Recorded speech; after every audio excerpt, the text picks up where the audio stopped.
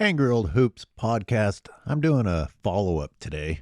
I usually like to move on to another topic pretty quickly, but this falls into the series I've been working on regarding accountability. And I'm going to talk a little bit more about LeBron James doing that threatening gesture toward the fan. And I know that LeBron fans are defending it. I don't even have to look to know that they're doing it. I don't think there's anything LeBron could do that they wouldn't defend, which is kind of sad. You have to know what you stand for. You have to know if you have a line. Is there anything where you finally say, okay, all right, that's enough. But that's enough about the LeBron fans. I want to talk about what the fan did to LeBron, because I'm sure a lot of people are saying, well, she shouldn't be behaving that way. And indeed, it's not the most respectable way to behave. But I got to ask people, do you think she came up with that out of nowhere? Is that just a random gesture? Do you think that there's no reason whatsoever that people make fun of LeBron James for being a crybaby, for being a flopper, for being a complainer? Like, did they just draw that out of a hat and say, hey, make fun of LeBron James for these reasons, not based on anything else? So accountability, like, should LeBron James be allowed to behave any way he wants to without anyone saying anything, without anyone calling him out? Because I'm guessing people don't show up to a basketball game with a terrible desire to do the crybaby face out of nowhere. LeBron James begs for this. Like, he rubs people the wrong way, people who want to see an athlete act like a true competitor, people that want to see a man act like a man. At some point, people snap. At some point, people are just disgusted. Maybe she's just a terrible, gross human being. I don't know. I don't think that's the issue. The issue is anyone in the audience could be tempted to do the crybaby face at LeBron James, considering that he is storming around and stomping around and shaking his fists at the refs and has his palms up in the air almost the entire freaking game. Game after game. Season after season. Even in the press conferences, even on his Twitter, even on his podcasts. I mean, my God. This man's life is one big complaint while being given everything. When's the last time you heard LeBron James say thank you or I'm thankful? I'd get kicked out real fast. I think he is disgusting. I think he's a stain on society. I think he is a cancer for any kids that watch him. Sports and Fitness Rants brought up what he would do if LeBron lunged at his woman when he's sitting on the sideline. And it's funny they brought that up because my girlfriend was like, I know what you'd do. Before Sports and Fitness Rants said this, as soon as she saw what LeBron did, she's like, I know you wouldn't let him do that. And let's be honest. I'm not saying that I could whip LeBron James's ass. I'm saying that doesn't matter. I'm talking about integrity. I'm talking about standing up to a disgusting bully. Goddamn right I would get up.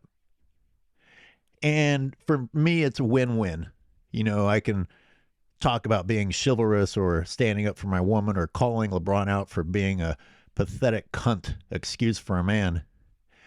But it's win-win for me because confronting LeBron James for the whole world to see is something I think that needs to be seen. I don't care if I take a punch. I don't care if I get kicked out of the game. And you know what? I could actually win that fight. There's a chance I could win that fight because LeBron James is an absolute bitch of a man. It doesn't matter that he's bigger than me. I doubt if LeBron James has been in any legit fights. I'm sure he'll tell some stories about his childhood and the hardships. I don't know. He strikes me as a person who hasn't dealt with any hardships. He strikes me as the type of person who snaps his fingers and has his goons come up and handle his business for him. So, like I said, it's a win-win for me. One, I beat LeBron James's ass on national television. Two, I stood up to LeBron James for him lunging like a fucking cowardly beast at my woman on national television. And nothing else happens after that. I guess three, I get my ass beat for standing up to LeBron James. Any of those is fine. Obviously, I'll choose number one. Actually, I'd go to jail with the number one option. I guess it's almost better to just be the one that takes the beating. I don't know. With LeBron James's power, he could probably beat me and my woman up and still get away with it. You know what? I might be willing to do some jail time as long as the cameras capture my mouth telling LeBron James that he's a pathetic excuse for a man on national television. Yeah, I'll do some jail time for that. Maybe they'll give me a television and I can watch that on repeat.